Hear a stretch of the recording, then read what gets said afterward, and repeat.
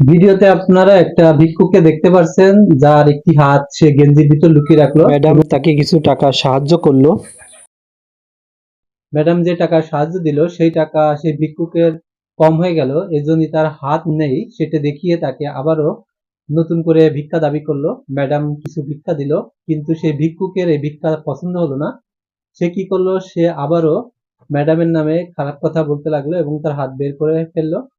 এরপর ম্যাডাম কথাগুলো শুনে ম্যাডাম আবারও পিছনের দিকে চলে আসলো এবং পিছনের দিকে এসে আহ, তাকে দেখালো আসলে তার কাছে অনেক টাকা ছিল, কিন্তু তারপরও সে তাকে টাকা দেয়নি। কারণ সে ভণ্ড কোনো ভিক্ষুককে টাকা দেয় না। প্রকৃত যে ভিক্ষুক বা প্রকৃত যার টাকা দরকার তাকে সে টাকা দেবে। এই জন্য সে অনেক টাকা তাকে দেখালো। টাকা দেখানোর পর সে মনে করলো, ভিক্ষুককে মনে করলো তাকে দিচ্ছে, কিন্তু তাকে না দিয়ে সে আবারও ব্যাগে রেখে দিল। ধন্যবাদ।